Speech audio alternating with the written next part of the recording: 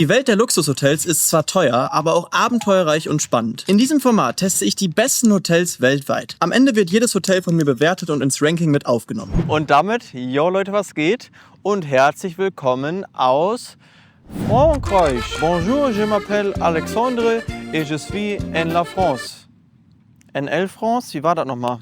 Ich bin heute bei 30 Grad nach Paris gefahren und von Paris dann mit dem Taxi hier hoch. Hier ist es super ländlich und zwar, es ist überhaupt nicht mein Spezialgebiet, deswegen entschuldige ich mich schon mal, falls ich irgendwelche falschen Sachen sage oder so oder irgendwas nicht richtig weiß. Vor mir liegen die berühmten Pferdeställe von Chantilly. Viele kennen das sicherlich. Ich habe es vorher, um ehrlich zu sein, noch nie gehört. Das hier ist so quasi die Pferdehauptstadt von Frankreich und es sieht auch einfach wunderschön aus. Also ich habe mir hier gerade schon in Ruhe ein paar Sachen angeschaut, ohne zu filmen. Zeige ich euch gleich alles. Wunderschön. Der Hauptgrund, warum ich hier bin, der ist morgen und zwar bin ich auf einem Event, nehme ich euch dann auch ein bisschen mit und die Veranstalter von dem Event haben gesagt, Alex, das ist jetzt hier vielleicht alles nicht so das Übliche, was man aus seinen Videos kennt. Hier irgend so ein Future Hotel in Singapur, irgendwas in Dubai oder sonst wo auf der Welt. Aber hier gibt es auch ein sehr, sehr schönes Hotel und generell die Landschaft und alles wird dir sicherlich gut gefallen. Komm einfach mal vorbei, bring gute Laune mit und lass es dir 2 Tage gut gehen. Und eigentlich klang das ganz vielversprechend, deswegen bin ich halt hier. Ich lasse das jetzt alles mal ein bisschen auf mich zukommen und nehme euch einfach mit, so im Vlog-Stil und werde dabei, glaube ich, noch ziemlich braun. Also kurz zur Orientierung, die Pferderennbahn ist da.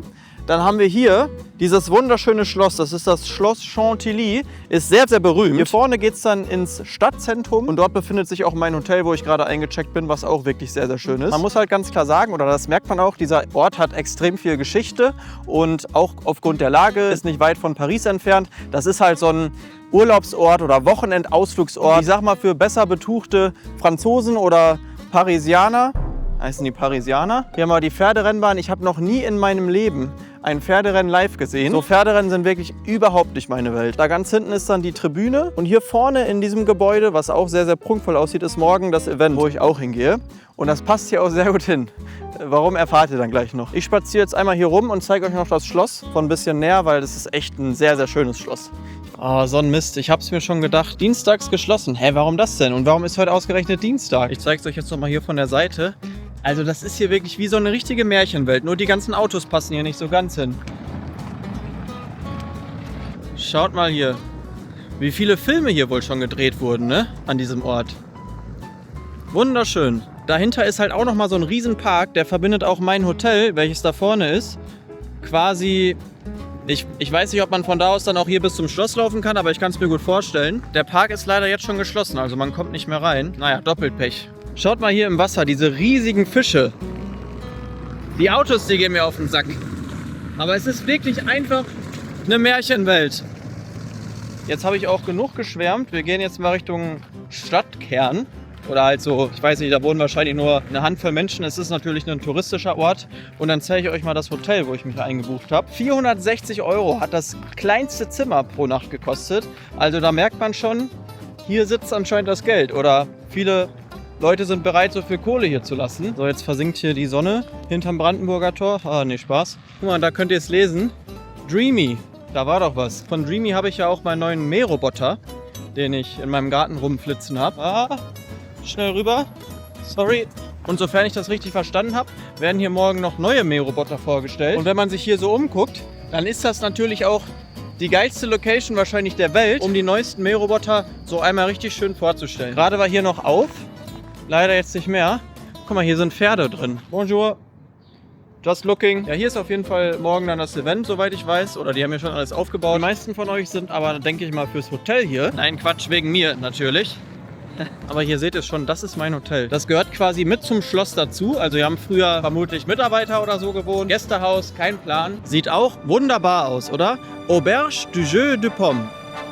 Mein Gott, diese Autos. 10.000 Einwohner hat Chantilly. Ich laufe hier jetzt noch ein bisschen durch die Stadt. Falls ich noch was Spannendes entdecke, melde ich mich. Gerade mal hier die Preise gecheckt. Schaut mal hier, 36 Quadratmeter. Kosten 700 €. 900 € für 57 Quadratmeter. Oder wenn man hier was kaufen will, 200.000. Also ich glaube, auf Dauer hier zu wohnen wird auch ein bisschen langweilig. So viel Spannendes ist jetzt nicht mehr passiert, außer dass ich extrem Hunger habe. Und ich bin jetzt hier wieder zurück beim Hotel. Und freue mich, es euch zu zeigen. So, das hier ist die Lobby. Hier ist auch direkt schon das Restaurant. Ich spuke hier einmal schnell in den Garten. Wow. Ja, sehr, sehr schön. Ich bin gerade noch am Überlegen, ob ich da unten essen gehe oder mal Roomservice mache, weil ich habe überhaupt nichts Schickes dabei und ich würde da schon auffallen gerade. Ist schon sehr vornehm hier, ne?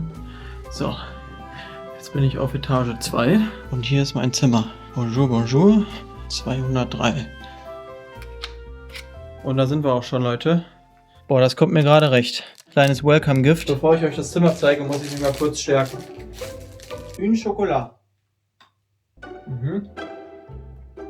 Boah, hab jetzt auch einen riesen Spaziergang gemacht. Herzlich willkommen, Leute, in meinem Zimmer. Die Lichtschalter sind sehr interessant. Ich habe hier 27 Quadratmeter, ist auch, wie gesagt, das kleinste Zimmer. Das Hotel ist heute auch wirklich komplett ausgebucht. Also ich habe kein Upgrade bekommen. Ist ein bisschen schade, weil der Ausblick ist normalerweise zum Park hin, wenn man ein halbwegs vernünftiges Zimmer hat. Jetzt gucke ich halt so ein bisschen in den Innenhof. Und was man auch sagen muss, es riecht wie bei Oma.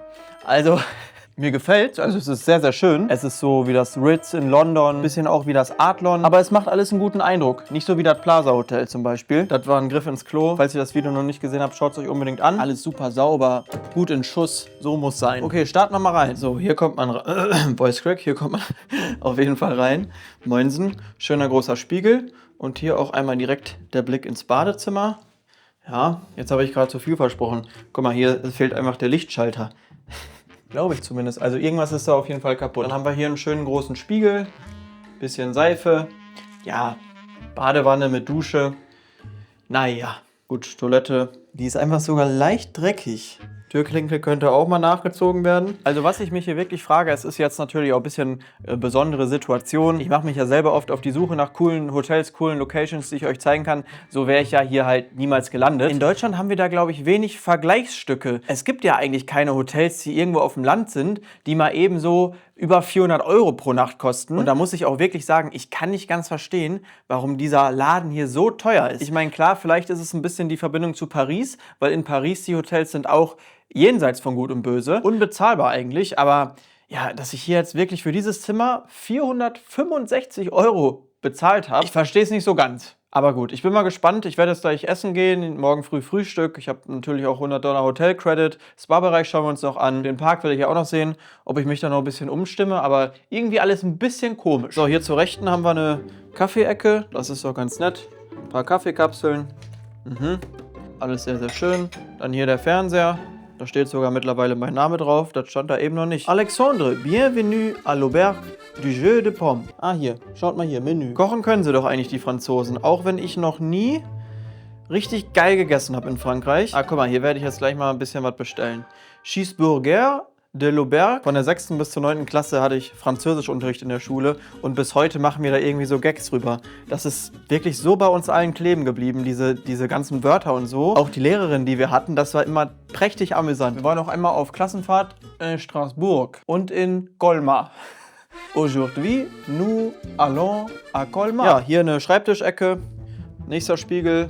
Und ich habe hier gerade schon kurz was am Laptop einmal hochgeladen. Hier seht ihr nochmal meine ganzen Benefits. Gebucht wie immer bei Sweetspot, um meine Vorteile mitzunehmen. Kostenfreies Frühstück, $100 und so weiter und so fort. Kostenfreies Upgrade bei Anreise nach Verfügbarkeit. Pustekuchen. Ja, und dann hier das Bett. Da lag ich wirklich noch nicht drauf, deswegen machen wir jetzt mal eben einen Bettcheck. Hier kurz hier noch in die Schränke gucken. Nichts drin. Ja, da könnte man auch mal ran hier. Eieieiei. Ist halt historisch. Es ist aber nicht so ranz wie im Plaza, also das ist ganz klar. Und Plaza Hotel hat ja auch das Vierfache gekostet. Gut, war auch in New York. Hier haben wir die Minibar. Bin ich mal gespannt. Cola Zero Index. Achso, da ist ja nicht mal was drin. Glaube ich's denn? Wahnsinn. Eine Minibar-Karte gibt's, da steht was von Champagner drauf. Nur Champagner finde ich gar nicht. Alles ein bisschen bizarr. Wir machen einen Bettcheck. Zack. Ja, herrlich. Ich sehe auf jeden Fall an diesem Ort, dass hier wahrscheinlich schon vor Hunderten von Jahren prächtig toller Urlaub gemacht wurde. Und es gab sicherlich Zeiten, da war dieses Hotel hier eins der besten in Frankreich. Ach so, und die Aussicht muss ich euch ja auch noch zeigen. Ja, ist ein bisschen schade. Weil ich bin eigentlich davon ausgegangen, dass jedes Zimmer hier richtig geilen Parkview hat. Aber leider nicht so ganz. Also ich gucke hier in diesen Innenhof. Der ist zwar auch ganz nett, nur richtig in den Park kann ich nicht schauen. Trotzdem herrlich. Sonne geht jetzt gleich unter. Ich habe jetzt was zu essen bestellt. Frühstücken werden wir morgen früh da im Innenhof, deswegen seht ihr das dann erst morgen. Leute, der Tisch ist gedeckt. Ja, ich habe mal ordentlich bestellt. Ich habe ja $100 Hotelcredit, die muss ich loswerden und da habe ich nur diesen Abend für. Ich habe vor mir hier jetzt noch die Speisekarte. Als Vorspeise haben wir hier ein Onion Custard from Brittany and Fresh Goat Cheese. Das ist also ein Zwiebelkuchen mit Ziegenkäse. Weiß ich noch nicht so ganz, was ich von halten soll. Die Hauptspeisen haben mir irgendwie alle nicht so zugesagt. Das hier ist die Nachspeise und zwar Macadamia Paris Brest. Das ist auch irgendwie so ein Kuchen. Und ich habe mir noch einen Cheeseburger bestellt. Tut mir ein bisschen leid, dass es jetzt nichts klassisches Französisches geworden ist. Aber bevor ich mir hier so einen Hummer bestelle für 71 €, ist ja Quatsch. Da müsst ihr dann wen anders gucken. 35 € hat der Burger gekostet. Also wenn der jetzt nicht gut ist, Pommes sind schon mal nicht verkehrt. Wir starten aber natürlich... Wir starten mit dem Zwiebelkuchen. Ich bin irgendwie ein bisschen skeptisch. Boah, Alter. Also mit dem Brot dazu, wahnsinnig lecker. Damit hätte ich nicht gerechnet. Da kommt gerade richtig Freude auf. Wie lecker ist das denn? Ich dachte, ich sage euch jetzt, nee, das ist nicht so ganz mein Fall. Zwiebelkuchen. Dass mir das schmeckt, das ist wirklich perfekt aufeinander abgestimmt. Also Vorspeise wirklich 10 von 10. Hier haben wir jetzt den Burger. Der sieht irgendwie interessant aus. Jetzt bin ich echt gespannt. Da sind, glaube ich, auch so Röstzwiebeln und sowas drauf. Ja, schmeckt jetzt nicht, aber ein guter Burger ist es meiner Meinung nach nicht. Das Brot ist so ziemlich Standard wie aus dem Supermarkt. Schmeckt ein bisschen angebrannt, dann sind da Röstzwiebeln drauf, was ich persönlich nicht so feier, aber gut, das ist auch Geschmackssache. Aber so das Gesamtpackage, eher einer der schlechteren Burger, die ich in Hotels gegessen habe. Trotzdem in Ordnung. Ich musste gerade erstmal ein bisschen Pause machen. Zu guter Letzt haben wir als Nachtisch jetzt noch das Macadamia-Törtchen. Ist das ein Kuchen? Ja, ne? 18 € hier. Auf jeden Fall lecker. Haut mich jetzt nicht von den Socken, so wie die Vorspeise, aber leckeres Dessert. Ich gehe jetzt pennen und wir sehen uns morgen früh. Und damit, Leute, einen wunderschönen guten Morgen. Wetter wie gestern. Mega. Ich habe gerade überlegt, ob ich erst zum Spa gehe oder erst frühstücken, aber wir gehen jetzt erst frühstücken. Ich senke das Altersdurchschnitt auf jeden Fall enorm. Ich glaube, der Herr gegenüber von mir, ihm gefällt das auch nicht so, dass ich hier meine Cap auf habe. Das kann ich auch verstehen. Also, da hätte ich mich heute mal zusammenreißen können. Aber jetzt ist es zu spät. Normalerweise kann man wirklich in allen Hotels lässig frühstücken gehen, außer halt bei den ganz elitären. Oder jetzt hier so gut, aber es ist auch nicht so schlimm. Eine sehr, sehr geile Location, wunderschön. Habe ich ja auch gestern Abend schon gesagt. Hier sitzt man wirklich wie im Himmel. Ja, kann man so sagen. Es gibt auf jeden Fall nur Buffet. Für mich gibt es jetzt hier ein bisschen Lachs. Hier Pain au Chocolat natürlich mit einem Croissant. Cappuccino, bisschen Müsli. Schönes Frühstück auf jeden Fall. Ich lasse es mir jetzt erstmal schmecken.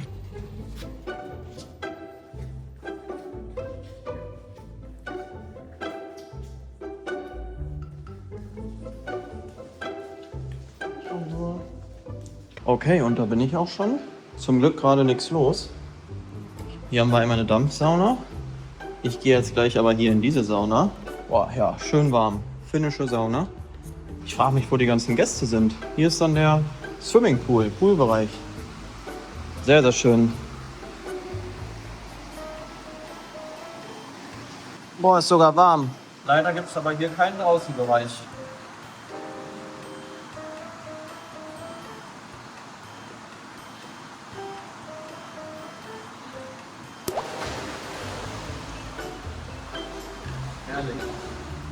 Ah, schaut mal, hier ist noch das Gym. Zack. Ja, auch in Ordnung. Besser als nix. Und hier ist übrigens Whirlpool. Ist noch heißer, aber da muss ich jetzt nicht rein.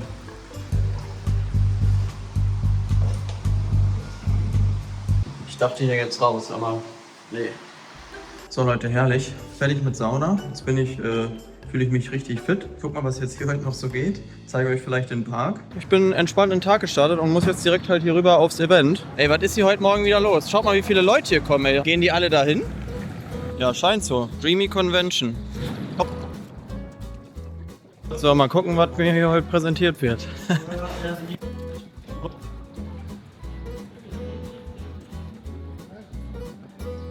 Alter. Ach, guck mal. Hoffentlich sehen wir hier Pferde dann. So Leute, alles top organisiert. Ich habe jetzt hier mein Bändchen. Jetzt schauen wir mal, was hier so geht. Ist auf jeden Fall, glaube ich, die coolste Location, bei der ich je war für so ein Event. Hä, Alter, hier, Cristiano Ronaldo. Dreamy Global Ambassador, das wusste ich gar nicht. Kann ich den dann mal treffen, bitte? Ich habe letzte Woche für meinen Fußballkanal einfach Zlatan Ibrahimovic getroffen. Ronaldo wäre dann so die Endstufe, ne? So, huschen wir hier mal durch. Schaut mal hier.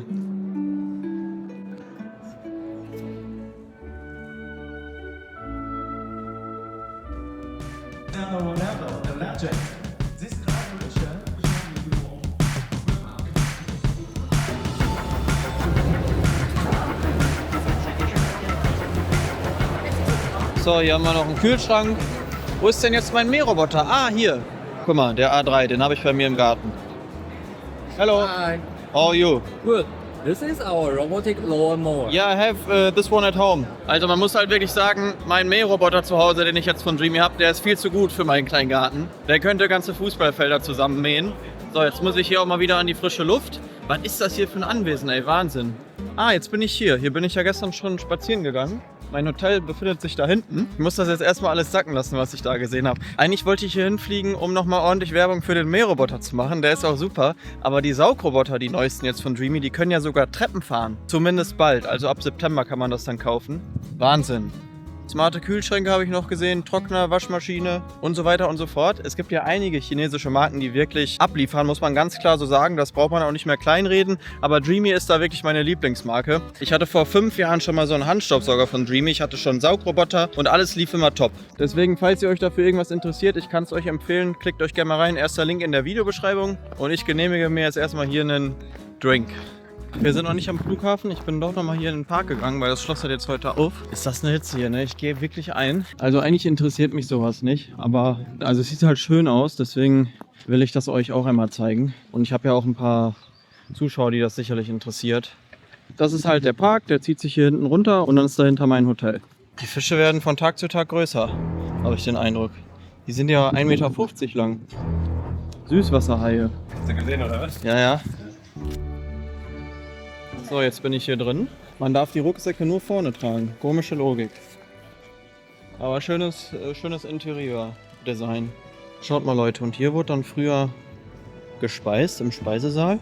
Und hier ist einfach noch, das ist jetzt das letzte Langweilige, was ich euch zeige. Also ist eigentlich schon auch sehr geil. Hier kann man dann einfach noch das Frühstücksmenü sehen von 1893. Wahnsinn. Genug Geschichte, ich gehe jetzt wieder raus. Kostet wahrscheinlich 1 Million, das Pferd. Was ein schöner Schlossgarten. Das muss man wirklich sagen. Man zahlt hier allerdings auch 17,90 € Eintritt. Finde ich schon ein bisschen teuer.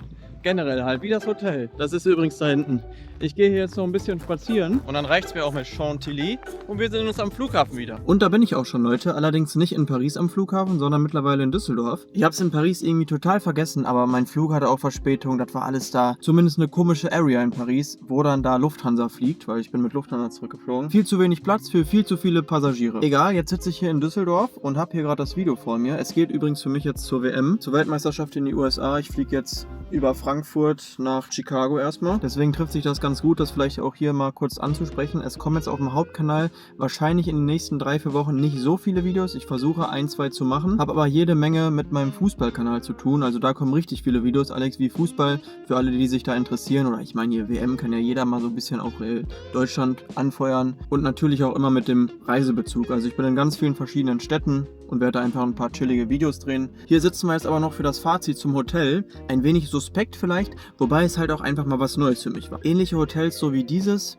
hatte ich eigentlich noch nie. Eventuell das Brenners Park Hotel in Deutschland, was so ein bisschen in die Richtung geht, was aber viel, viel besser ist natürlich, ne? Zimmer war ganz nett, Essen war lecker, in Ordnung, Service war freundlich, das war's auch. Also jetzt nichts Besonderes. Abenteuererlebnis. Ich fand die Region da super schön, also das muss man ganz klar sagen. Da kann man Filme drehen, so schön ist es da. Auch mit dieser Pferderennbahn, auch das Event am nächsten Tag, was die da alles, oder wo das war in diesem Schloss, ist allerdings noch nicht so zu 100% das, was mich persönlich auch jetzt mega interessiert. Für meine Eltern zum Beispiel wäre das sicherlich schön gewesen oder für die Älteren von euch auch irgendwie. Ich bin noch nicht so geschichtsinteressiert einfach. Deswegen kann ich solche Orte vielleicht auch noch nicht so abfeiern. Aber ich merke auch, dass das mehr wird. Ja? Also vor 5 Jahren hätten mich da keine 10 Pferde hingezogen. Wortwörtlich. Weil da waren ja ziemlich viele Pferde. Ja, Preis-Leistung, da hapert es eigentlich am meisten. Das habe ich nicht verstanden. Irgendwie fand ich es schon viel zu teuer. Aber liegt vermutlich an der Lage zu Paris. Paris ist ja auch eine super teure Stadt, was Hotels angeht. Deswegen kam vielleicht aus Paris auch noch nie ein Video. Nein, ich werde das demnächst auch mal machen. Ich muss noch mal nach Paris. Eine super wichtige Sache, bevor wir zur Bewertung kommen. Es gibt jetzt mein komplettes Hotel-Ranking auf einer Website, nämlich auf www.v-collection.de, also vcollection.de. Ist natürlich auch in der Videobeschreibung verlinkt. Da sind alle Hotels aufgelistet und da werden auch alle in Zukunft weiterhin aufgelistet werden. Da gibt es vielleicht auch mal so ein bisschen Zusatzcontent. Also eine super coole Website, so ein bisschen Side-Projekt von mir. Klickt euch da gerne mal rein und ja, schaut euch da regelmäßig mal um. Jetzt zum Hotel. Ich komme tatsächlich am Ende nur auf 6,4 von 10 Punkten und ihr meckert ja immer, wenn ich Hotels irgendwie nicht mit reinnehme ins Ranking, deswegen nehmen wir das natürlich mit rein. Mehr ist aber einfach nicht drin. Ich würde euch jetzt nicht empfehlen, für das Geld dahin zu fahren, muss ich ganz ehrlich sagen. Dann nehmt euch lieber ein günstigeres Hotel in der Umgebung. Dann haben wir das eigentlich auch. Damit ist das Hotel, Moment, das kann ich jetzt ja hier direkt sehen. Also das ist der Wahnsinn. Das hätte ich niemals gedacht. Ich war einfach schon in fast 50 Hotels, die alle für das Luxus-Ranking in Frage kommen. Krass. Und hier sind wir jetzt tatsächlich auf dem drittletzten Platz. Das tut mir leid. Haut rein, Leute. Bis bald. Ciao.